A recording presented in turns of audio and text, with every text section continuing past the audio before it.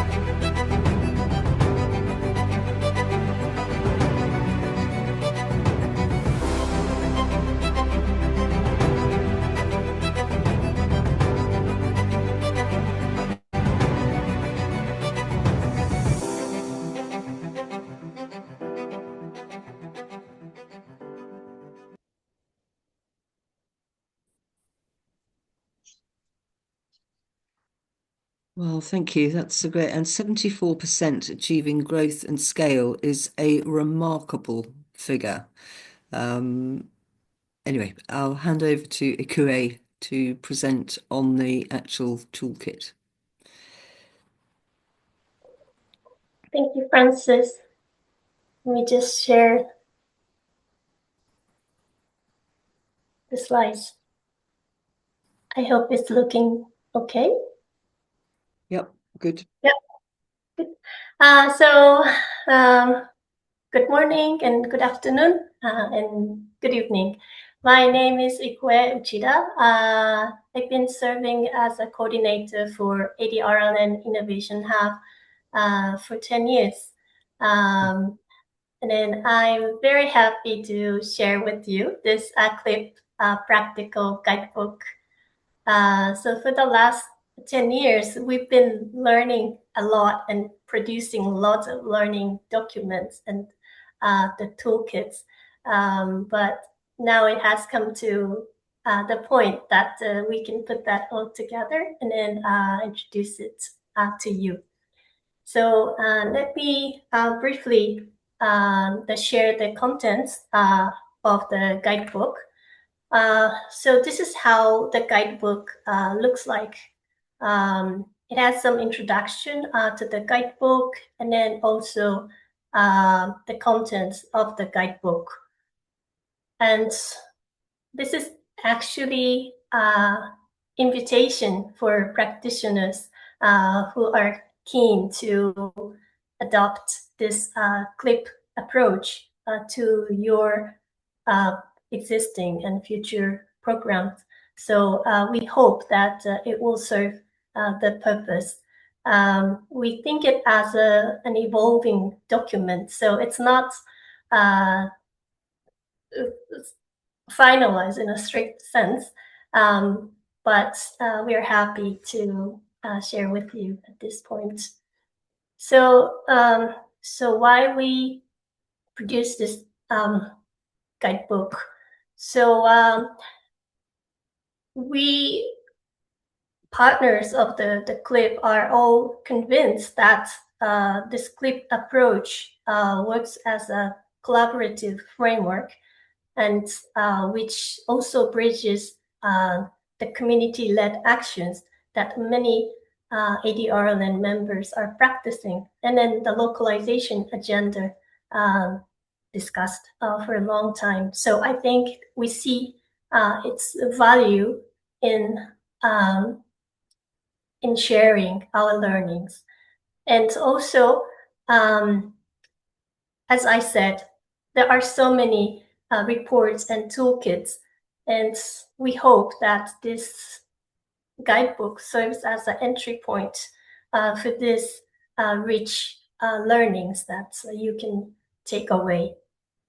And finally, one of the things occurred to us when we share our learnings is that because the CLIP was flexible multi-year funding, so people might think that it has to come with this flexible multi-year funding. But in fact, what we feel is that anyone can adapt the elements of this CLIP approach, even within the current funding schemes. And this is why in the last chapter of the guidebook, we added the partnership and then the donor relations.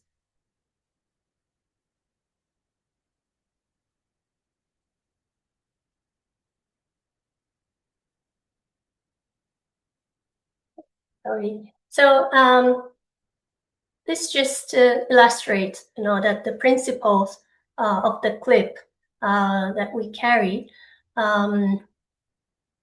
just to show what kind of the program approach is the CLIP way, and then what's not CLIP way.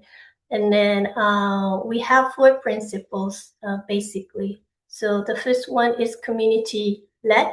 So make sure the community owns and then drive the innovations and the risks themselves. And the second one is that ecosystem thinking and collaboration. So we cannot make changes of the bottom-up decision making, in siloed. So we promote developing the multi-layered and then also diverse partnership. And then it's embedded in the framework as well. And thirdly, enabling environment. So as you will be hearing from our partners, we massively invest, in the environment for the innovators, to build confidence and then and grow. And lastly, it's the adaptive approach. So we encourage the innovators to fail and then pivot. And then we need to make sure that those spaces and then also the mechanism is there in our program. And how to use the guidebook. So these are the list of the complementary reports and toolkits apart from the guidebook. So if you are interested in impact and learning, we have just about to publish this final evaluation, and then also lots of rich learnings and impact reports from the Philippines and Indonesia as well. And if you're interested in comparing the 4 different programs, that the CLIP anthology you may want to look into. And then also that independent innovations, you'll be able to access those cases through our country level partners. But what we are focusing here in this guidebook is that is the framework, and then the concrete examples of how you can adapt this CLIP approach as a practitioner. So in this guidebook, we referred a lot to these tools and toolkits and the guidebook that our Philippines Innovation partners have created. So Moving on to the chapter 1. So the first part is the program designing. So it's designing and then also preparation. So you might wonder how you can set up this the CLIP the program in your context. So there are 3 main components. The one is scoping study, just to understand the ecosystem that you will be working with. And it also helps define the project scope and feasibility. And if you're interested in this scoping study, our Indonesian partner, YAU, they have produced the full report on this scoping study, so you can access that. And the community and local government consultation, it's important that we engage, the community innovators engage with the different stakeholders in the local system. And it's also important for the program to establish baseline data through focus group discussions and then the site visits.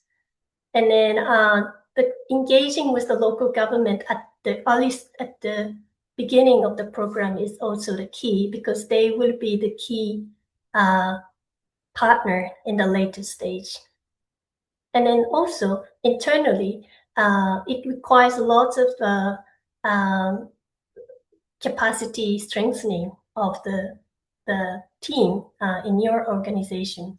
So make sure you take this time for the team to gain the skills and then capacity to support the innovators. So these are the program designing. And the program implementation. So we take staged approach for the innovation. So exploration, discovery, development, and growth. So in the exploration, the people will scout, the program will scout for ideas, and then it runs in parallel with the program designing. But what we do in this exploration is to have a dialogue with the community members and then help them identify their issues and then and the risks themselves. And in the discovery phase, in Indonesia and the Philippines, they do call for expression of interest. Just so some of the community leaders come up with their ideas, and then the enabling organization will work with them and then refine their ideas. And then finally, they will submit the proposals for selection. And the development phase is the prototype and then the test. So lots of capacity strengthening at this stage is required to ensure that innovators are confident enough to move on to the growth stage. And in the growth stage, this is the time that innovators are gain, that the capacity and then also the confidence to advocate, that for their needs, and then policy change as well.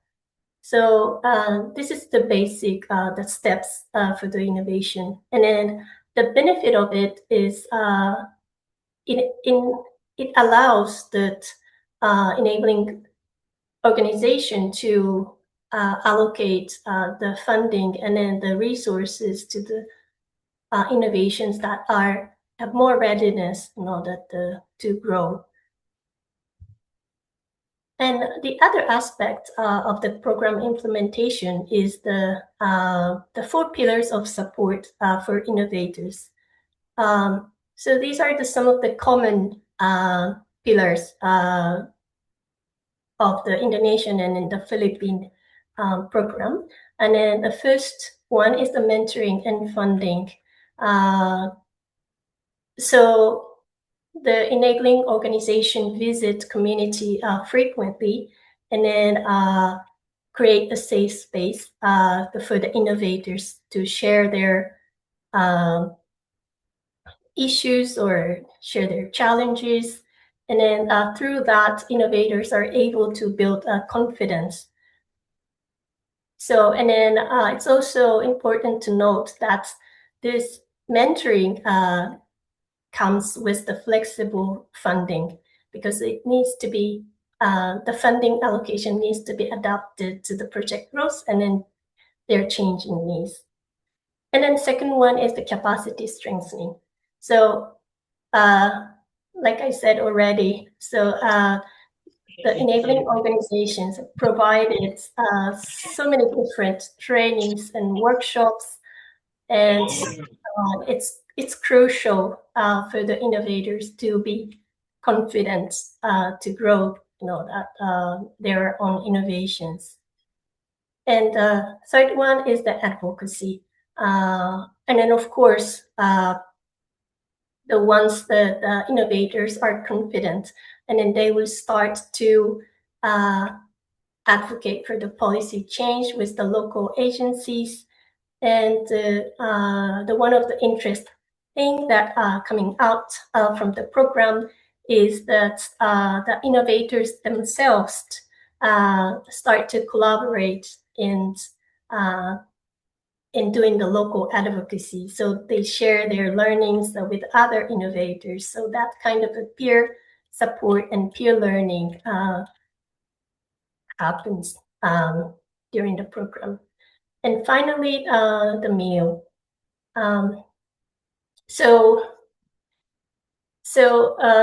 Apart from the formal, the meal system, both CDP and YAU, they have provided informal, like the space for the innovators to really share their feelings, and then the gain the positive feedback that works as the empowering space for the innovators.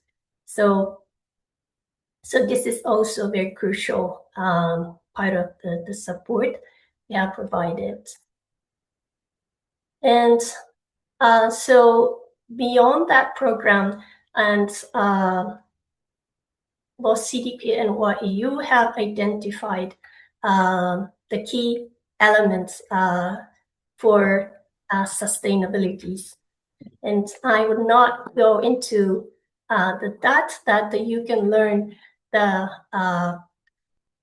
about these other elements in the documents produced by CDP and YEU.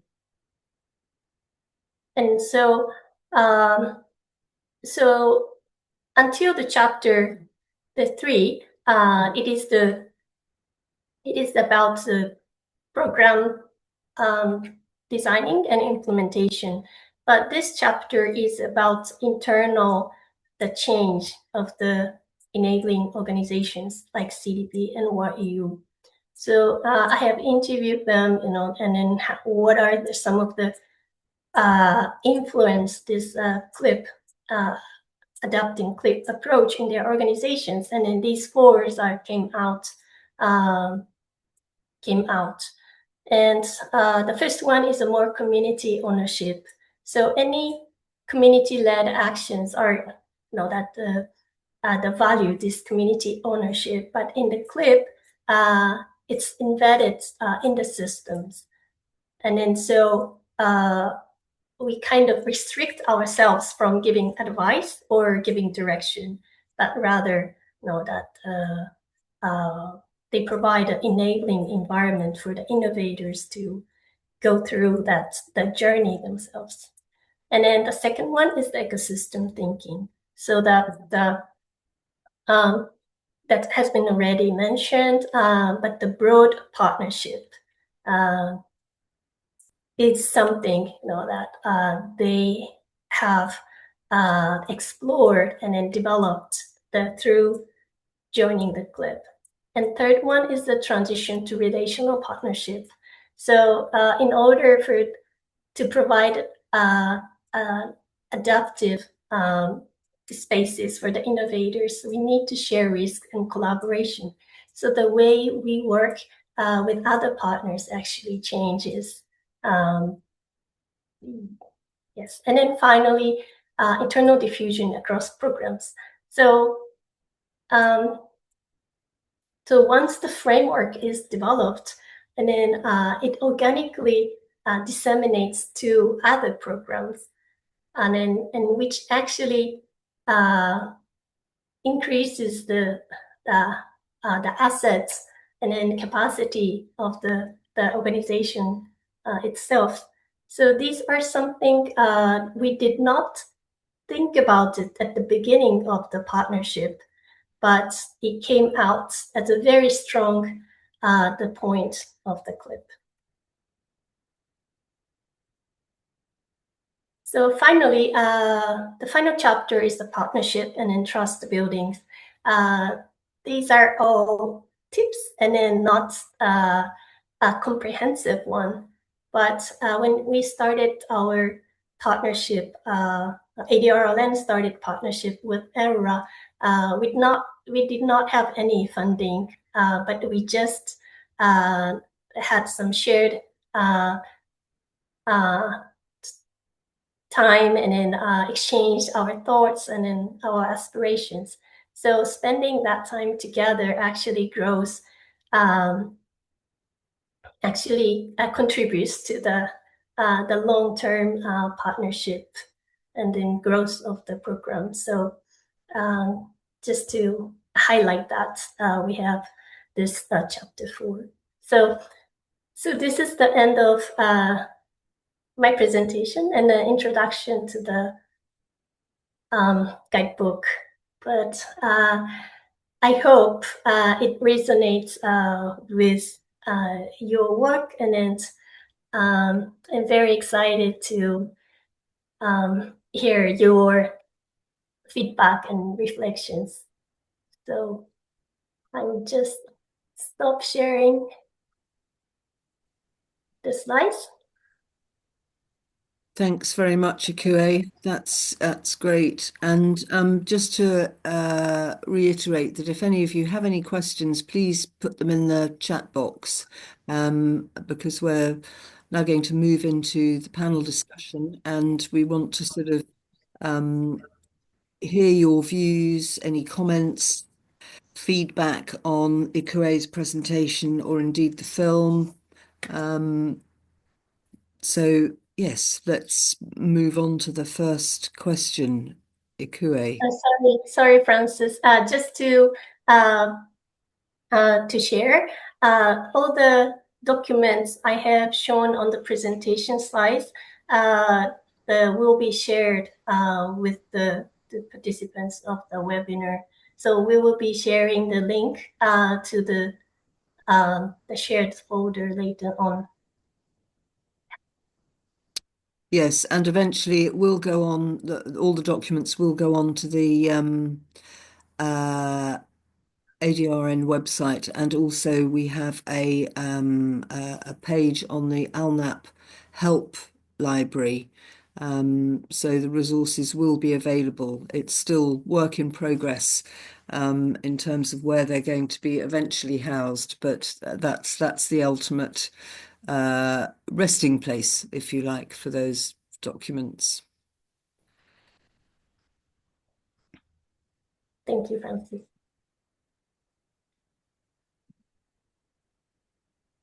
So moving on to the panel, we have some questions just to kick off. So to Jessica, your collaborations with local government seem to go particularly well for IDAXI. What would you say were the key success factors? Yes, thank you, Frances, and also Ikue. Hi, everyone. I am Jessica with YAKKUM Emergency Unit from the Innovation Hub of ADRRN in Indonesia. So, yes, it is correct that many of our innovators got the sustainability funding to continue their innovations from the village government funding. So there is a village fund in Indonesia which is supporting for either the DRR activities or some of the priorities such as for the food security. So what we see as the key factors, it's because the innovators themselves, they are the innovators, the actors, the ones doing the innovation in their area, and then they are well known by the village government representatives. So we see that they also know the way how to do the lobbying, how to do the advocacy.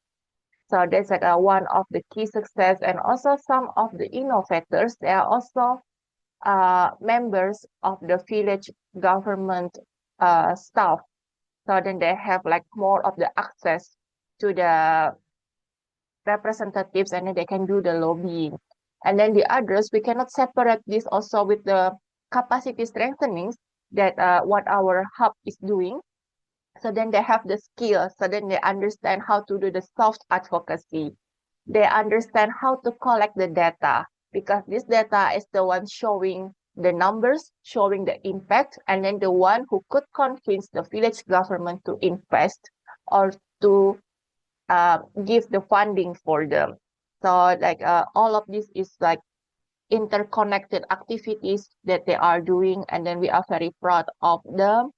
And yeah, we see that one successful thing is the data that they are collecting, and then the lobby and also advocacy capacities, and these are all the enabling environment that we are trying to build as the innovation hub. I hope this is answering the question. Thank you.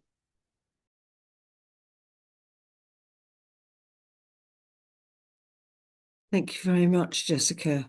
Um, that's very interesting, and the holistic approach is very striking. So it's not necessarily one element that stands out. It's a partnership approach, and yes, it's sort of all parts have to move together really. I've got another question for Chi at CDP. So Katatatagan, excuse me if I haven't pronounced that correctly. So the Community Innovators Network was kind of an unexpected outcome of CLIP. And what would you say were the key ingredients there? And and was it intentionally guided by CDP, or did it just emerge, as it were? Yes. Thank you, Ms. Frances and Ms. Ikwe. Yes, the answer is yes. It was intentionally guided by CDP due to the necessity of it. For it, we felt the need to uh, have a national coalition of community-led innovators, which also happens to be the first ever national coalition of community-led innovators here in the Philippines, due to the following circumstances, because there were conditions leading to that necessity. First is that there is this one thing, the one thing, the aspirate, the desire from the innovators to learn deeper through sustained learning exchanges even after the project. Each innovation is unique, and everyone wanted to learn the processes to be able to communicate the other innovations in as much as they can effectively communicate their own innovation. So they want more learning exchanges, and some of them also want to replicate the innovations in their own communities. So right now they are sharing seeds sharing raw materials, sharing experiences, of course, and the processes. So that's one, the desire of the innovators to learn deeper. And number two is the building of solidarity. The 5-year CLIP experience, although we have limited face-to-face interactions because we are doing this in the national level, this is still led to solidarity building among innovators. And they wanted a bigger platform where everyone can interact freely and continue to develop as individuals and as organizations. But they want to develop together. So they want to do this together in one platform. Number three is the need for tighter support system after the project. So when the innovators learned about the end phase of Innovation Academy, many asked how they can effectively and systematically support each other, especially if there are disasters in the localities. How can the other innovators help in humanitarian actions? So because they are coming from different provinces of the country. So who can uh, there are innovators that are located in one region, so they have more opportunities to help those affected innovators and communities. And number four is the need for one identity. As the innovators are gearing for national advocacy and lobbying, many ask on the identity that they will be using to be recognized as one group without necessarily having a representative for each organization in a particular event. So they are committed to represent one single group uh, uh, and while they are also having local advocacies, they want to move forward, move in another level wherein they can represent a bigger group, which they called katatagan, or in English is resilience.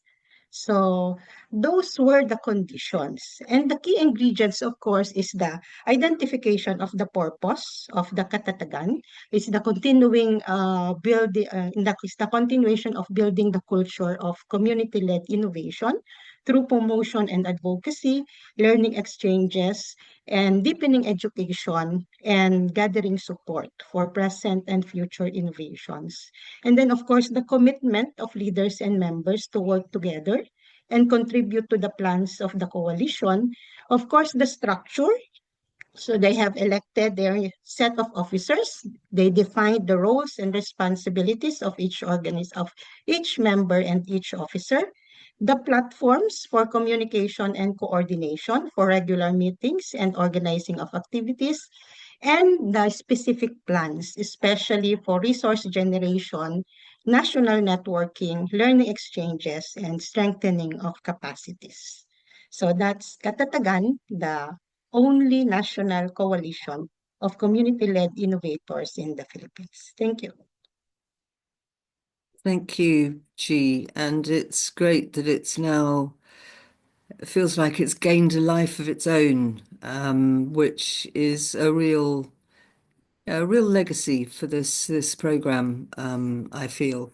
I have another question for Rob, um, which is slightly different.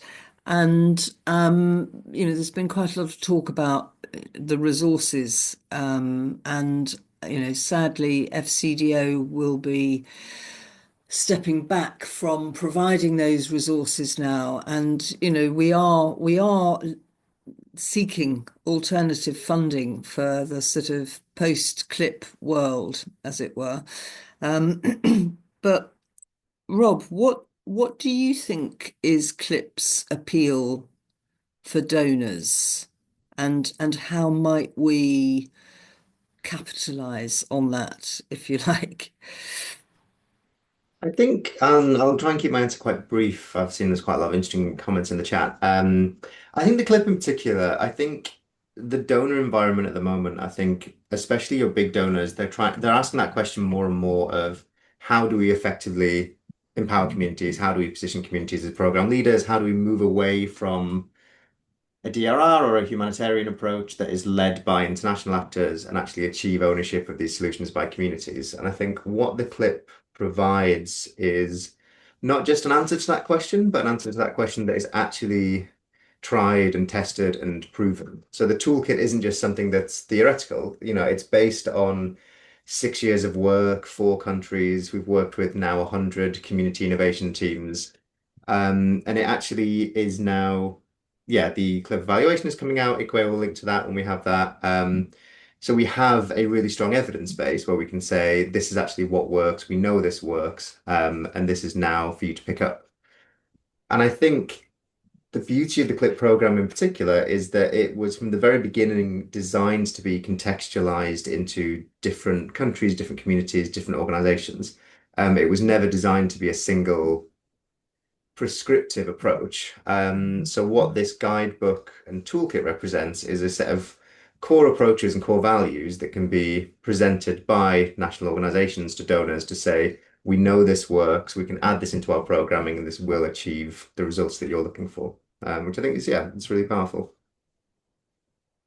Yeah, I'd agree with the strong evidence base and also the fact that it's um, you know, built out of a partnership that had been worked on for a few more years before the clip came into being, and that saw us through COVID essentially, because that was a very challenging time for any partnerships really. But the fact that we'd had that historical connection, I think, and the trust had been built up, that there was just a real desire to make it work as well. Yeah, so we have some, thanks, Rob. That's good to know. Sound evidence base. All donors are like, want that at the moment. And we've got that in spades for this program. So we have a question here. So people have been asking to have a copy of the presentation, and yes, we can share that. We have a question here from Mujibur Rahman. Would you please tell us how you receive foreign funds through taking permission from government? Is it your central government or local administration? I don't know who's best to answer that.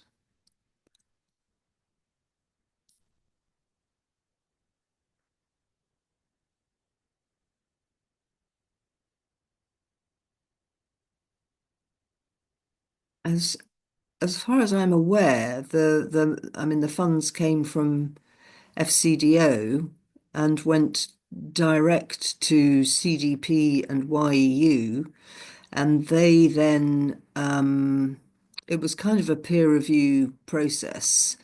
So it wasn't the funds weren't allocated according to any government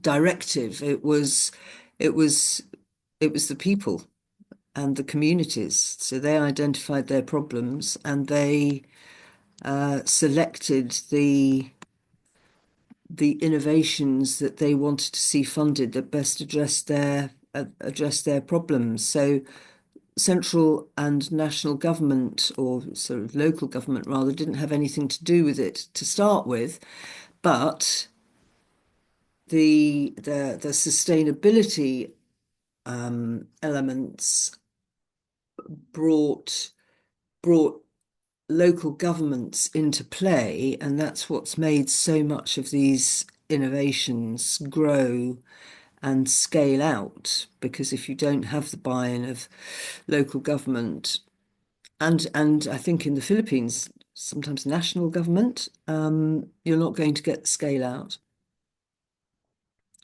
Correct me if I'm wrong, G, Jessica, or Rob.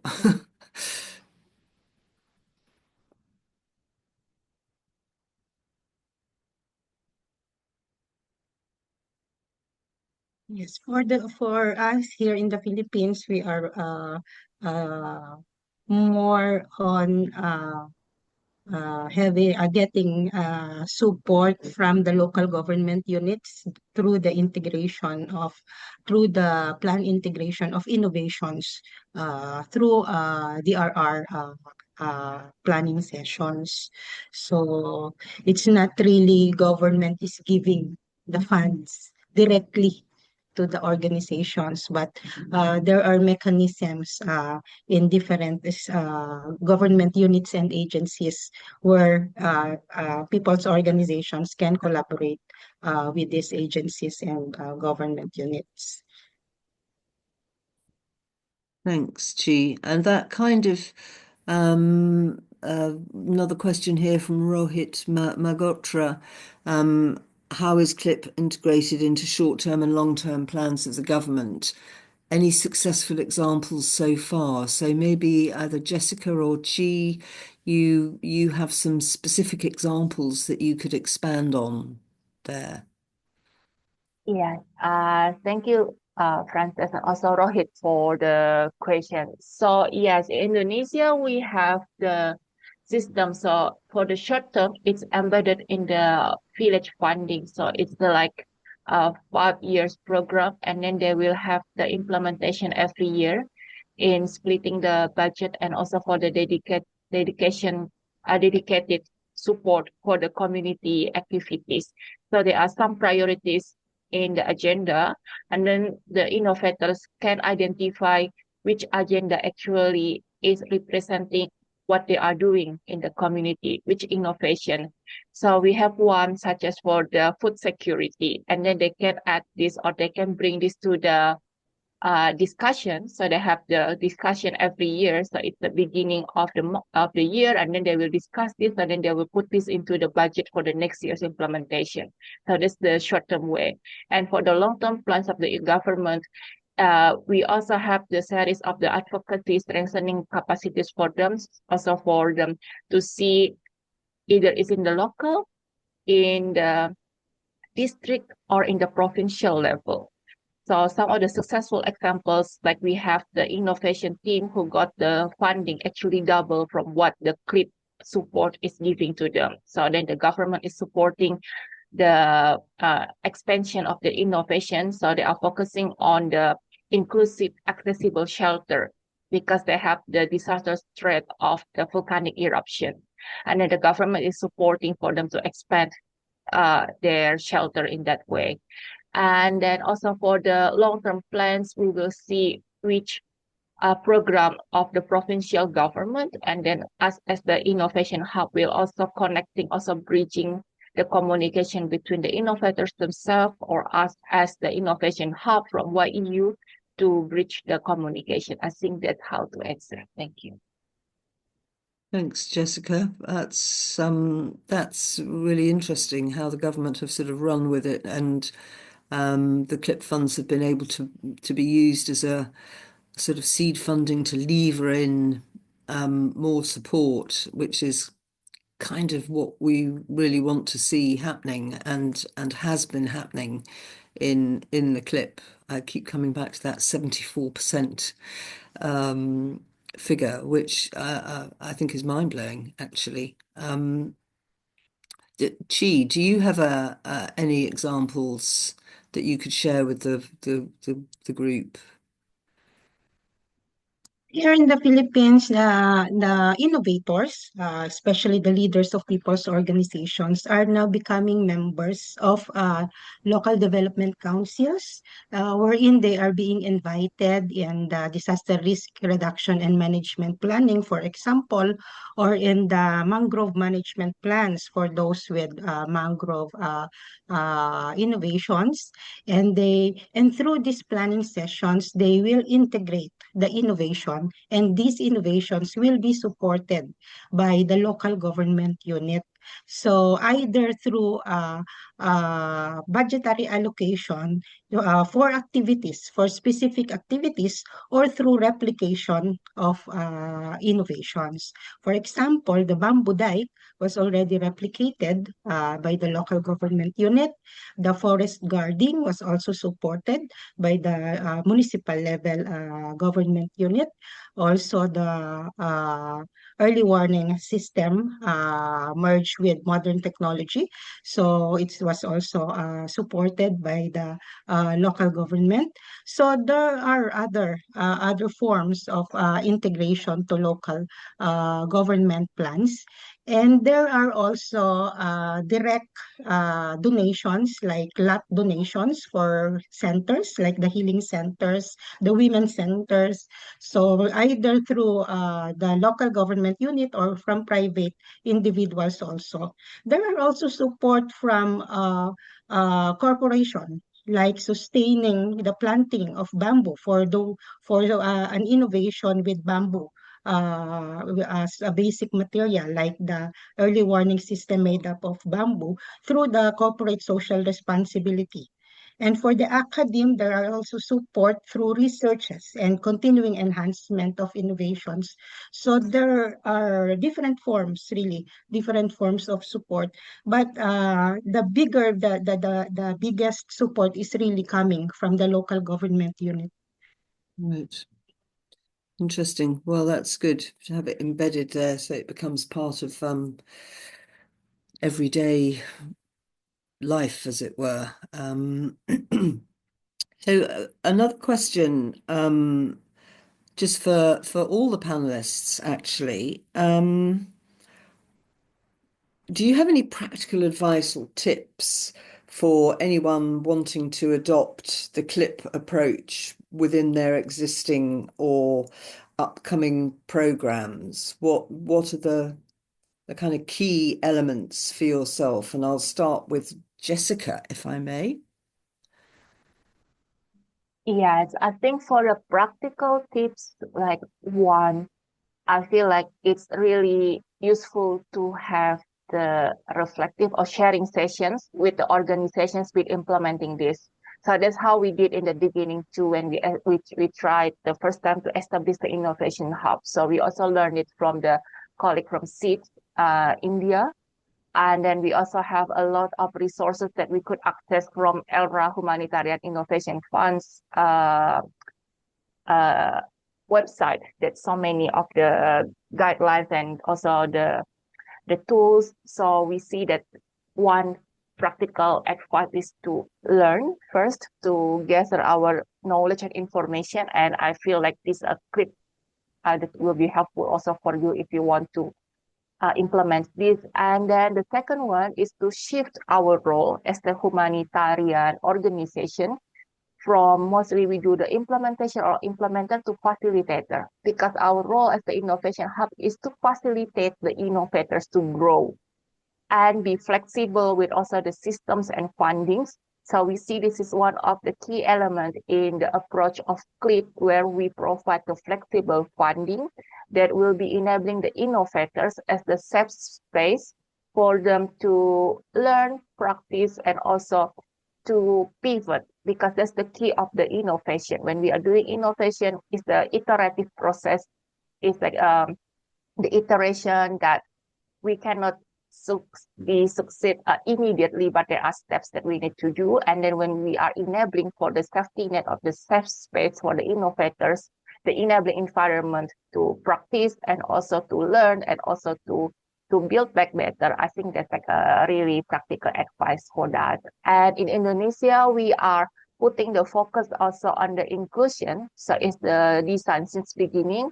So we also would like to give the tips that inclusion, accessibility is the key element in the beginning. So it's not added after, but let's see it as the intentional agenda or intentional thing that we need to consider since the beginning. I think that's from me. Thank you. Thanks, Jessica. And Chi, what about you? What tips would you give? We have the same reflection with Jessica and YEU regarding the mindset shift, which is really a process for non-government organizations and CSOs here in our context. Uh, Adopting the CLIP approach requires a mindset shift towards focusing on the inherent strength of the communities, looking internally for solutions, tapping local expertise, sharing local resources, revitalizing traditional knowledge and practices, pausing for community reflections, and celebrating community stories. It's really a mindset shift for development workers here in the Philippines. And we really learned a lot from this experience on how we change that role from implementors to facilitators. So it's really also a journey for us. Uh, and of course, it's really sustaining the innovative journey is really essential for long-term competitiveness, resilience, and relevance in this changing world. We have to embed the mindset for continuing improvement. Again, same with YEU, inclusivity and sustainability. As communities and organizations who continuously innovate will avoid obsolescence and can meet evolving social and environmental needs. And this will create a lasting value rather than short-lived gains. So that's the difference with the CLIP approach. It's really strategic. It's the sustainability. It's the scaling. It's the growth and scaling of these innovations. So it's not just within the project term, but it's uh, leading to a culture, to a movement of community-led innovation. Thanks, Chi. And Rob, from your perspective, which is obviously slightly different to Jessica's and Chi's, but you've also, I think, probably been more had more access to the START networks two groups as well. And are there any elements that you'd bring in from there, maybe that are different um, to CDP and YEU? Yeah, I think where we've seen the clip work the best is where people don't necessarily treat it as a program or a project, but they treat it as something really transformative, some kind of movement within their organization. And I think the way to really achieve that is to try and find your allies quite early. So I think to really map, like understand the ecosystem that you're working in. So do you have members of academia? Do you have friendly local government units you can work with? Do you have private sector or evaluators that you know? And I think bringing those people along the journey with you from quite early on, I think has always been really effective. And not treating it as, yeah, not treating external experts as people that you might, yeah, call along when you need them, but bringing them on that journey with you as allies, as people that, yeah, support the movement. And I think especially in the Philippines and Indonesia, I think that's where we've seen great success with engagement with local governments and things like that throughout the work. And yeah, the same in South Sudan and Guatemala. They've worked best when they've been really networked into their local communities, local ecosystems. And that stands for internationally as well. I think actually, even though the work is community focused, you can find allies that aren't necessarily in the community. You can find, yeah, other interested organizations that might not necessarily be donors right now, but if you can bring them along on the journey with you, they might be donors in future, they might be partners in future. Yeah. Yes, yes, indeed. It can take years for these things to nurture. Um, well, we are almost out of time, and I would like to call on Takeshi Kamino, our ADRN chair, to provide some sort of final reflections. Really, Takeshi, I can't see you, but Yeah. yeah, Can you see me now? I can see you now. Yes. Okay. Well, thank you so much, everyone. for attending today and also accompanying this journey of CLIP.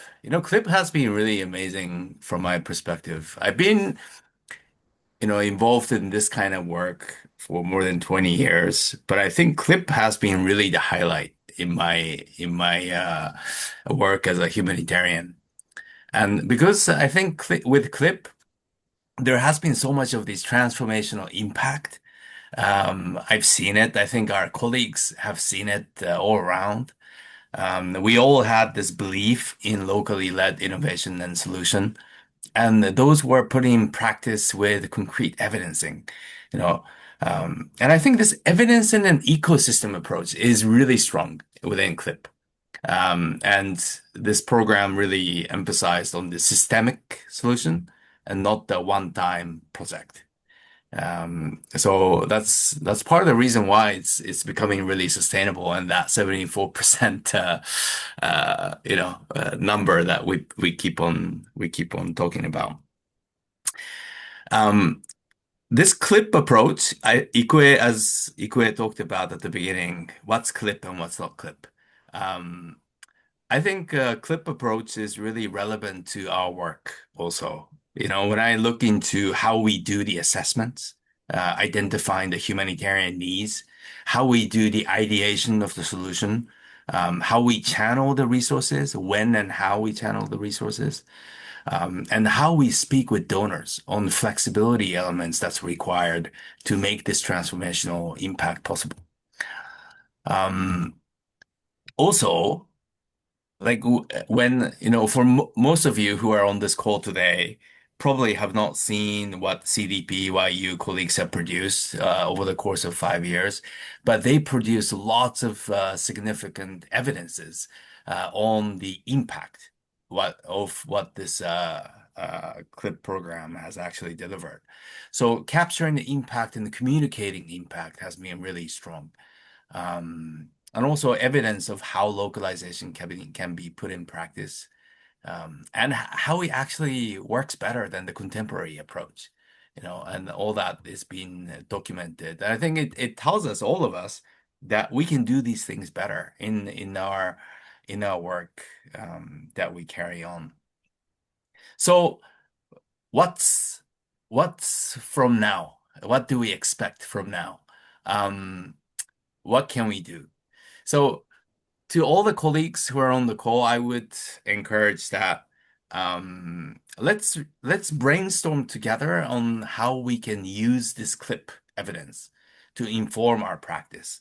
So we can, starting with like new funding is one approach, but funding may come, funding may not come.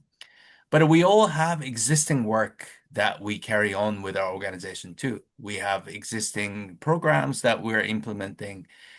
One way to think about it is, how can we integrate this CLIP approach in our existing programs?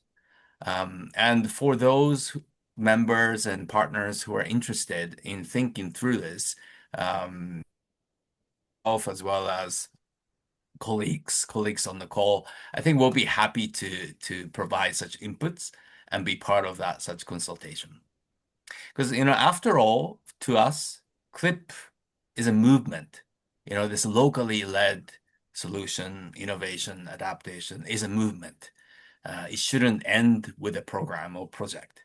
I think this movement will continue, and I think this movement will grow. So, yeah, 5 years of CLIP is actually, the first phase is coming to an end, but it also means that the start of the phase of beginning of the phase 2. So I look forward to working with you all on this phase 2. There are lots of exciting work going on in Philippines and Indonesia, also in your sustainability plans. And we look forward to ways that we can support that effort also. And yeah, thank you very much, all the panelists, speakers, moderator, as well as the participants. Thank you for this time that we spent today. Appreciate it. Well, thanks very much, Takeshi. Ikue, do you have any final comments on maybe a practical nature? I know we're slightly over time now. No. Takeshi already said it. Just to share, we have just shared the link to the all the documents we have mentioned in the session. So please enjoy that. Well, thank you all very much for your time. Thanks to the panelists and thanks to Ikue for all her hard work on this toolkit, which, as she says, is a living document. So we will be adding to it as experiences emerge. And have a good rest of the day, evening, weekend. And yes, thanks again. Can we do a quick photo? Oh, yes, If sorry. everyone can turn on their Yeah. cameras for a second.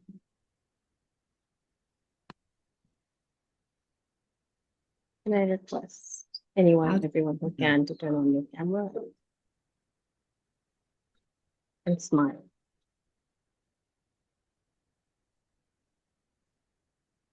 Just we give it a second because some people are still turning on their cameras.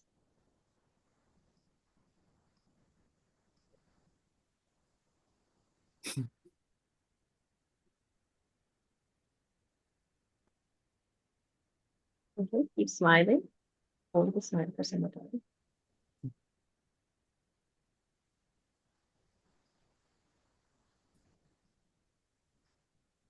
Thank you very much. I think we have it. Thank you. Thanks, Ramya. Thanks, everyone.